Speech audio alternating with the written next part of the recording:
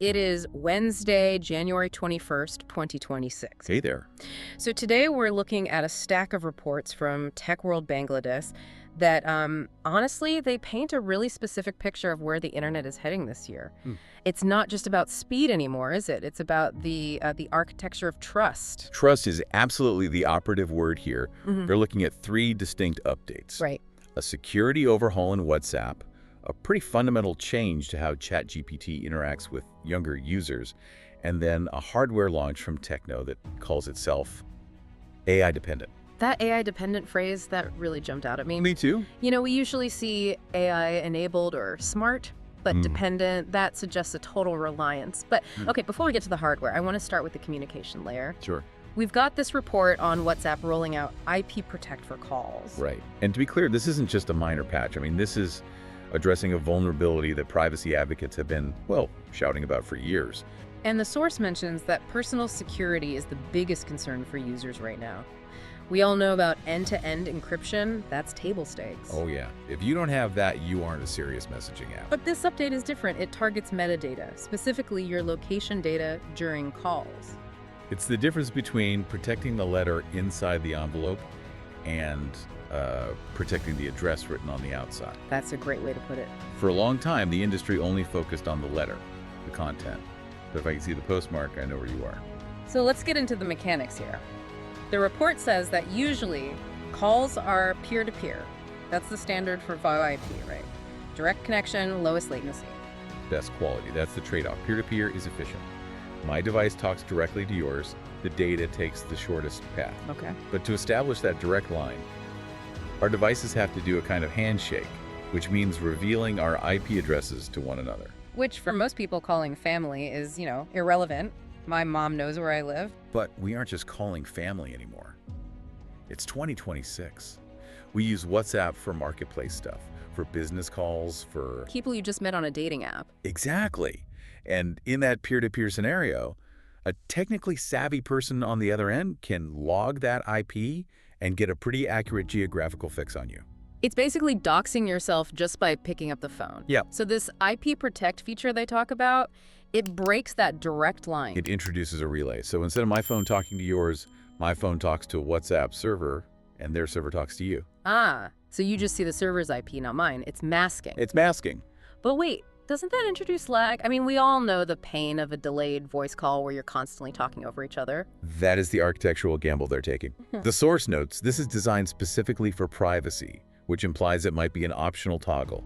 But the fact they're rolling it out suggests their infrastructure is now so fast that the latency penalty is, well, negligible for most people. That's a huge vote of confidence in their own servers.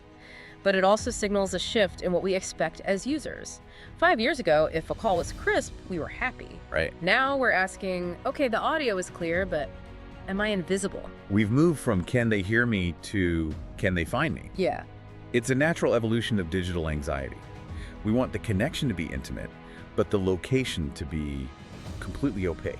It's all about compartmentalization. Yes, exactly. Which actually brings us to the second piece of this puzzle. If WhatsApp is compartmentalizing our physical location, this next update is about compartmentalizing information itself. We're talking about ChatGPT. Yep, ChatGPT's move into age-aware content delivery. And this is, I would argue, the more complex shift. The source from TechWorld Bangladesh explicitly states that the young generation's online habits are changing because of AI. Oh, for sure. They aren't searching anymore, they're prompting. I see it all the time. The idea of Googling something and clicking through 3 links to find a consensus. Ancient history. It's ancient history to a teenager. They just asked the bot. And that creates a massive responsibility vacuum. When you used a search engine, the engine gave you options, and you, the user, did the filtering. You decided what was reliable or age-appropriate. Right. With an LLM, the model does the synthesis. It Yeah. just gives you the answer. So if a 12-year-old asks about, I don't know, a geopolitical conflict, and a 30-year-old asks the same question, the old model gave them the same best answer. Correct. Which often meant either a sterile, overly safe answer for everyone, or a really complex one that went right over the kid's head. This new update is all about content control based on the user's age.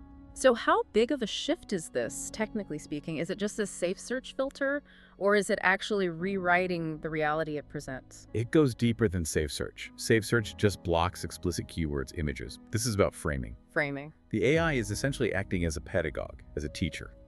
It's deciding how to explain a concept. For a younger user, it might simplify the vocabulary, focus on the broad strokes, and maybe omit the more disturbing nuances. While for an adult, it unlocks the full complexity. That's the idea. It's moving from being a library where all the books are on the shelf for everyone to being a curriculum designer. That's a powerful analogy, and it fundamentally changes the relationship between the user and the machine. The machine is no longer a neutral tool. It's an active guardian. An active guardian, yeah. It's assessing your profile and tailoring the world for you. But this relies so heavily on the AI knowing your age. The report says it delivers content based on the user's age, but it doesn't say how. And that is the implementation challenge. Are we talking self-reported birth dates? Because my experience with the internet tells me every 12-year-old was born on January 1st, 1900. Laughs. If it's just account settings, it's easily bypassed. If it's something like biometric inference based on voice or typing patterns, that opens a whole new privacy can of worms. A huge one. But let's assume for a moment the verification works. The implication is that we are fragmenting the information landscape. We are. Two people asking the exact same question get two different truths. Or at least two different resolutions of the truth. It's intended for safety, obviously. You don't want a child stumbling into graphic descriptions of violence. Of course. But it does mean the AI becomes the ultimate arbiter of maturity. It's so interesting to put this next to the WhatsApp news. With WhatsApp, the tech is building a wall around you to keep the world out.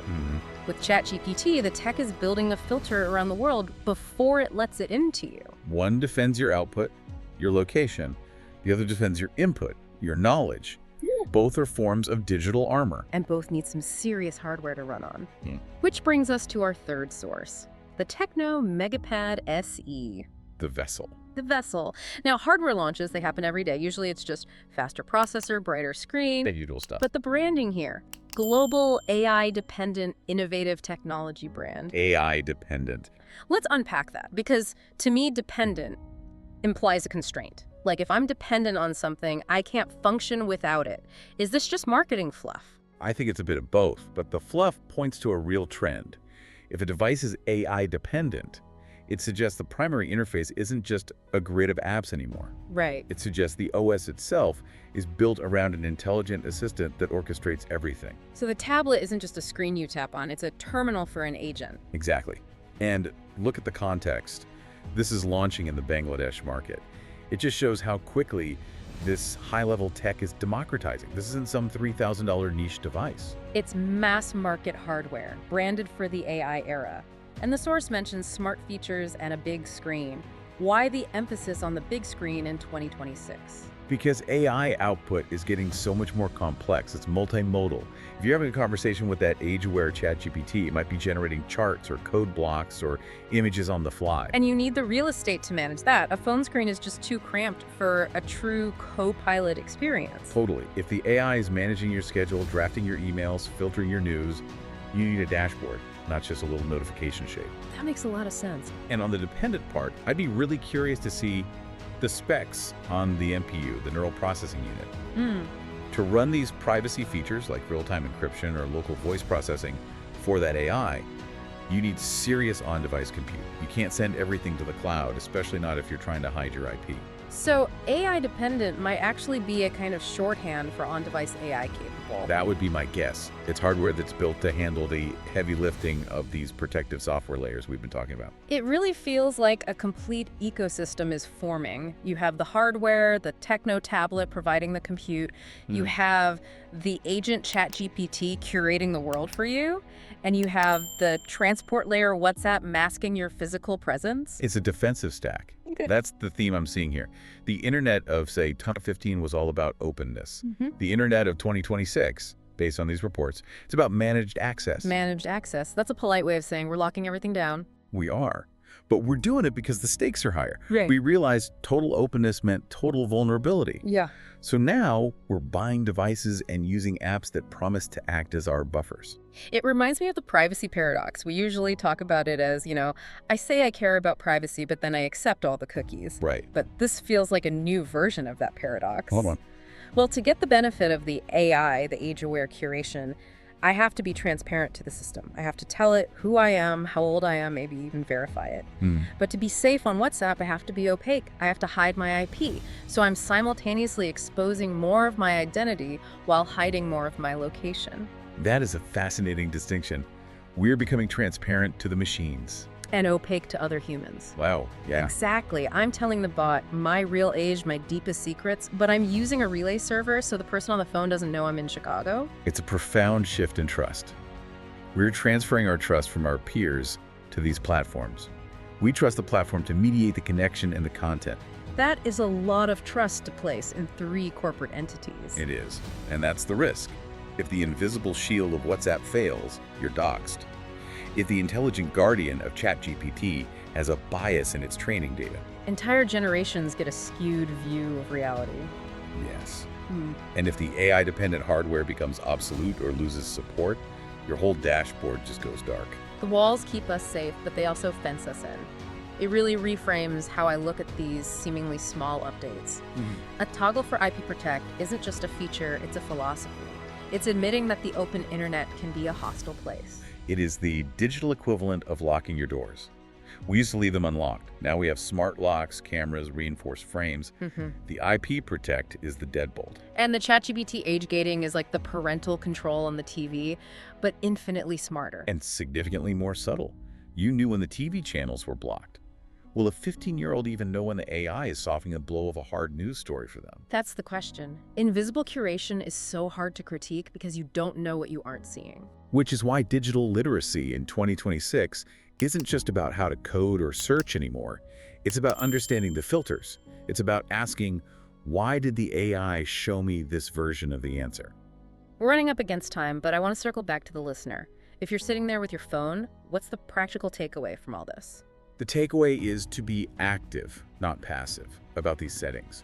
Go into WhatsApp, check if IP Protect is on. Understand the trade-off. If your call quality drops, you'll know why. Exactly, but make that choice consciously. And for any parents listening. For parents, don't just see the AI age gating as a set it and forget it safety net. It's a tool, but it shouldn't replace the conversation. You need to know what the AI is telling your kids because it might be different from what it's telling you. And maybe take a good look at that AI-dependent hardware and ask what happens if the AI goes offline. Always the good question. Does the tool still work as a tool, or does it become a paperweight? The paperweight test, the ultimate benchmark for tech resilience. It never fails. Before we wrap up, I know you usually have one last thought for us. Something to keep us up at night. I try my best. Look, we talked about ChatGPT filtering content based on age to keep us safe. And on the surface, that's good. We want to protect young people. Of course. But it raises a really provocative question about the future of adult learning. How so? If the AI is optimizing for safety and appropriateness, what happens when it decides a fully grown adult isn't ready for a certain piece of information? Maybe it's too complex, or it's misinformation adjacent, or just psychologically distressing. So the guardian becomes a gatekeeper. Exactly. If the machine decides what you're capable of handling, do you ever really see the raw truth? Or do we all end up in a padded cell of curated, safe, easy-to-digest content? Wow. Where's the line between protection and censorship when the censor is a black box algorithm? That is actually terrifying. The idea that I might be getting the abridged for your safety version of the world without ever knowing it. It's the ultimate consequence of the intelligent screen. Okay. It watches you while you watch it. Well, on that cheerful note, thank you for listening to this deep dive into the defensive tech of 2026. Whether you're hiding your IP or debating your AI, stay curious, stay critical, and we'll catch you in the next one. Goodbye, everyone.